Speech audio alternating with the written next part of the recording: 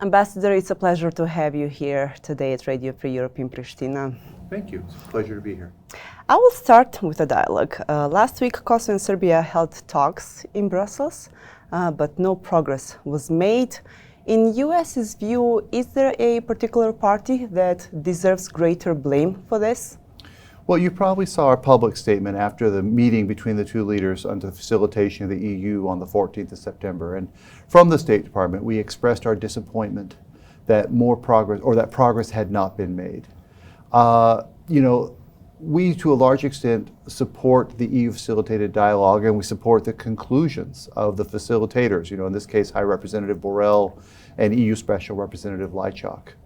So there's a set of facts here. The set of facts is a meeting was held, difficult discussions took place, work was done towards trying to reach agreement on a sequenced plan to implement the Ohrid Agreement. And I want to be clear from a US perspective, we expect both sides to fully implement all of their obligations and commitments in Ohrid and its implementation annex.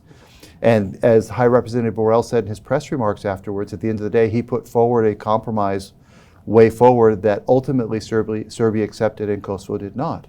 Mm-hmm. That's unfortunate, and our hope would be that the government of Kosovo will also find a way to work with the EU facilitators to find a common way forward.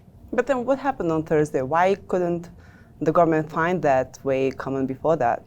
Yeah, it's hard for me to answer. I wasn't there, and there were no US officials present for this particular round. Sometimes we have better insight. So I can't answer the question. My understanding is that the government of Kosovo has had some specific concerns about the timing of the work to move forward with a credible process to negotiate the statute for an association of Serb majority municipalities.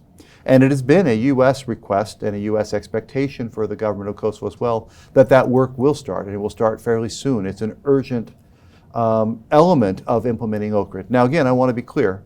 We do expect both sides to fully implement all of their obligations and commitments under Ohrid and its implementation annex. But it's not a secret that we've been saying for a while that one of those commitments is moving forward the association, and that one in particular needs to move forward with some real urgency. So that is our hope. So what is the US's opinion on the sequencing of the steps of the implementation of the plan? Is Kosovo being now asked to implement the association first, and then to get the de facto recognition from Serbia, or should this go at the same time? This was part of the plan, actually, that the Prime Minister presented on Thursday, that he would rather have de facto recognition and then start with association. So, again, if you listen closely to what High Representative Borrell said after the meeting, he said that he suggested as a way forward to parallel tracks, that there was need to move forward rather urgently with a credible process to develop a statute for the association as one piece of this. And this is the main thing that we have been asking of Kosovo with regards, hardest thing, but the main thing we've been asking of Kosovo to do with regard to implementing Ohrid. But at the same time, parallel, there'd be work on these political things, the implementation of the commitments on normalization of relations. From an outside observer, that seems like a reasonable thing, parallel processes, parallel tracks. You have to give a little and get a little, and we could spend a lot of time on who does what, when exactly, and in what order. But let's be honest, at the end of the day, both things need to happen. Kosovo has got to start moving forward with the association. So that has to be the first one. That has to be among the very first steps. I mean, that's what we've been saying for a long time. There's an urgency to this. We also do look to Serbia to fulfill its commitments under the Ohrid Agreement. But Kurti is not agreeing to it. My understanding is Prime Minister Kurti did not, of course, accept the proposal put on the table by the High Representative and Miroslav Lajčák. And that's unfortunate from our perspective. That maybe is an opportunity for me to make another point as well, because I've seen a lot of concern and criticism of the European Union facilitators. And I just have to say, from a US perspective, we don't share that criticism. That is not our assessment of the circumstance. Miroslav Lajčák enjoys strong confidence from the European Union. They made a statement 2 days ago making that point, and for the High Rep, but he also enjoys strong confidence from the United States of America.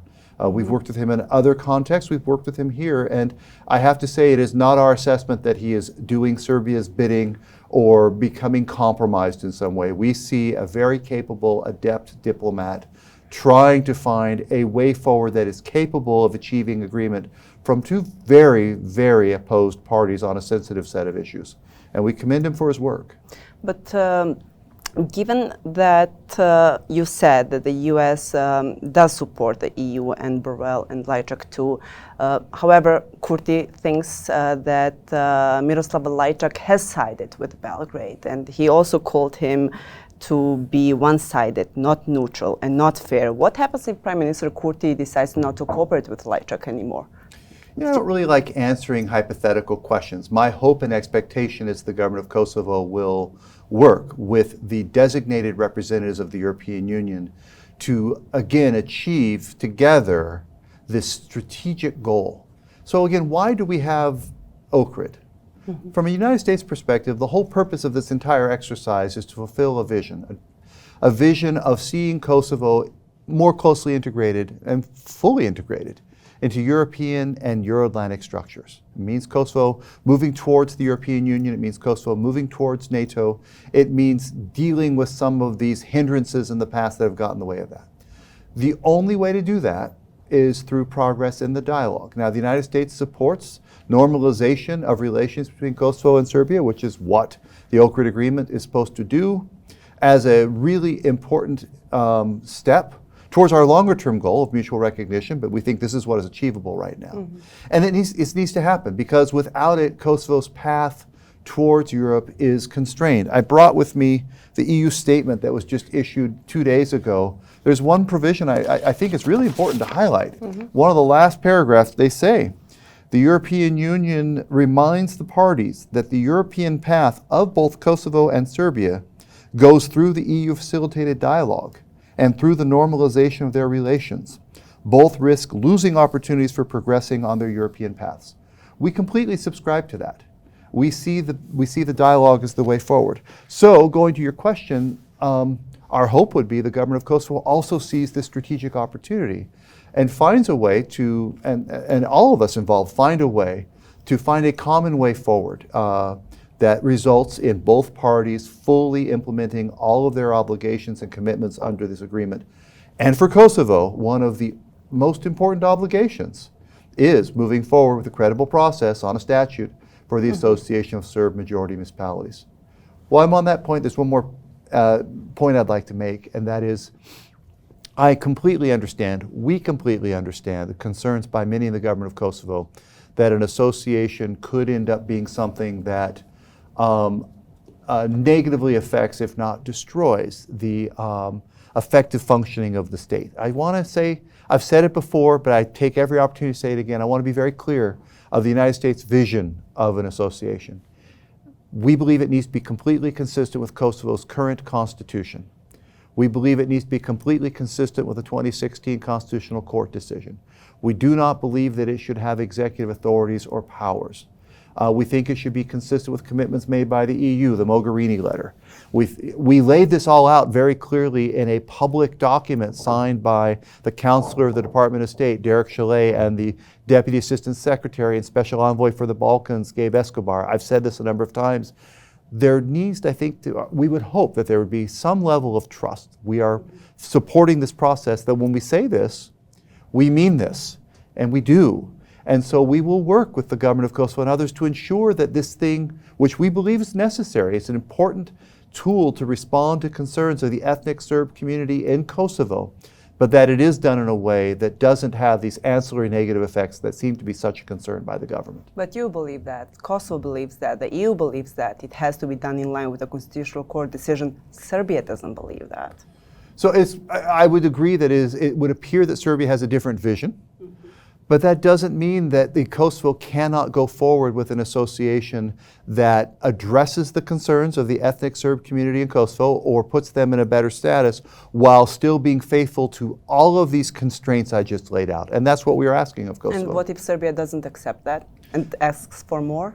Well, Serbia can ask for more, but at the end of the day, this is what the United States and the international community is prepared to see as acceptable. And what are the guarantees that it will not end up as Republika Srpska at some point?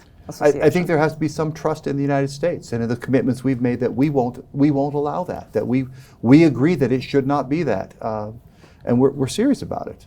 I would also like to know your opinion Is the association being pushed to give more rights to Serb community in Kosovo? Or is it a greater move by the West, making sure that Serbia is satisfied and trying to create a greater distance between Serbia and Russia? I can speak to my motivations.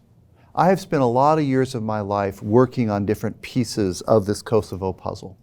I served with Marti Ahtisaari at the time of the development of the Ahtisaari plan. I worked with William Walker when I was at our mission to the OSCE. I worked in Kosovo at the National Security Council at the time of the International Court of Justice ruling and other things. What's motivating me is ensuring that this government is sufficiently responsive to this very sensitive issue of the ethnic Serb community in Kosovo, that they want to be able to exercise certain rights in certain ways, consistent with Kosovo law, consistent with Kosovo's constitution, and that it's important to give them some of that space to do so. That's what's motivating the United States here. And what if this government doesn't respond to that and does not cooperate on the association? Well, again, that's a bit of a hypothetical question. The Prime Minister has said he understands Kosovo's obligations to establish an association. Where things seem to be stuck right now is on the specific question just of in what order do we implement an agreement that we believe is a very important agreement for both countries. My hope would be the Prime Minister will understand that he's probably going to have to do this earlier than he might like to be able to move these other things forward, but for the benefit of the country. And if he doesn't? Well, then I think we're stuck for a little while and there'll be consequences, but I think we want to avoid that. Is the United States reconsidering its support to Kosovo? When I say consequences, I'm not talking about specific measures, I'm just talking about lost opportunities. So I don't know how the United States could amend its support for Kosovo with regard to our commitment to the people of Kosovo and to the idea of Kosovo as a sovereign, independent, multi-ethnic, democratic state. And of course, we spend so much time and effort in advancing this vision of Kosovo being what it is, a small to medium-sized Western Balkan state that is fully integrated into European and Euro-Atlantic structures. Our vision for a Europe whole and free and at peace can't be realized without Kosovo being part of this. And so that's why we put so much effort in. That's how we see it. Going back to the association, I know that Mr. Escobar back in December did mention the possibility of looking for alternative partners to create the association. Is the United States still looking for those? I think what Mr. Escobar meant when he said that is if the government doesn't want to put ideas forward, there are civil society groups and others who could and would. I think we all understand at the end of the day, it is the government of Kosovo only that can put forward provisions that the government of Kosovo will accept and implement. We do talk to a lot of partners in a lot of different ways about what are some ideas of how you can do this. How can you respond to the concerns of the ethnic Serb community in a manner that, you know, that is compliant with these guardrails I laid out, the Constitution, the Constitutional Court decision, and all the rest. There's a lot of creative ideas out there. So I think that's what he meant. All right. If Kosovo leadership continues on this path like it acted on Thursday, could there be a point where there can be a permanent damaging of relations between Kosovo and the United States? That's a hard question to answer. And again, it's a bit of a hypothetical question. What I would say is we want to see good partnership with this government moving forward with a shared agenda. We both want to see Kosovo take its place in European and Euro-Atlantic structures. We, the United States, believe that that is only achievable through progress in the dialogue. And I think the government agrees with that too, but we are stuck right now a little bit on the best ways to do this and the way forward. So what we're trying to focus on, and what I believe Miroslav Lajčák and Josip Borrell and others are trying to focus on, is how do we do this in a way that is, because you've got two parties negotiating, how do we do this in a way that allows both parties to have some of what they're looking for, some of what they want, but that is satisfactory in moving forward. Do you have patience? We're diplomats. So I think one of the qualities of a good diplomat is strategic patience. I would move to the north a bit and talk about the north. Did de-escalation happen in the north according to you? Well, there's been some de-escalation, but again, if I can quote the EU statement that we completely agree with, it says very clearly that there have been steps taken, but that the steps taken thus far are insufficient and the security situation in the north remains tense. I think that's an accurate portrayal of the situation right now. We welcomed the initial steps taken by the government of Kosovo to do some of the things we'd asked the government of Kosovo to do to help reduce tensions in the north. But we don't believe the tensions have been fully reduced, nor has the government taken all of the actions that the EU and we originally asked it to take. So this is still a work in progress. There is more that can be done, and we're deeply concerned about other action that could increase escalation.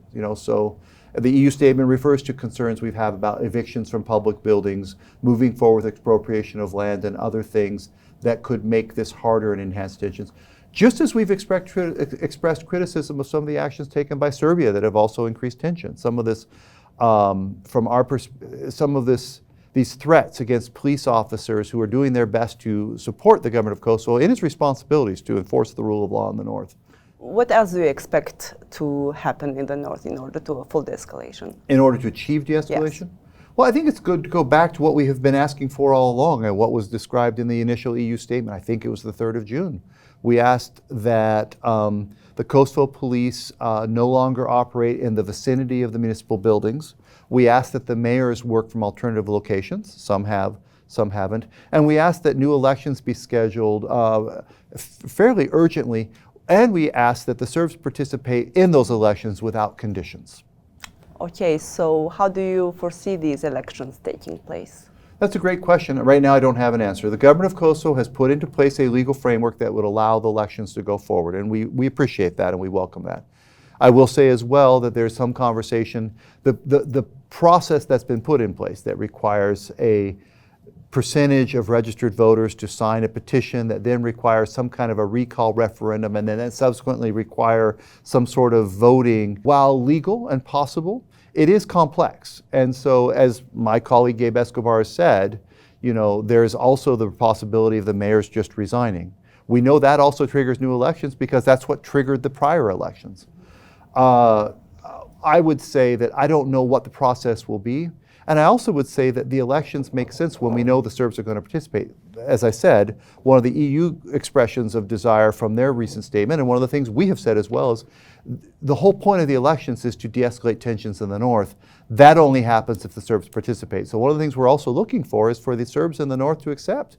They live in Kosovo. They are citizens in the Kosovan legal system. They need to participate in the democratic processes to make sure that their rights are advanced and respected. You expected this also in April.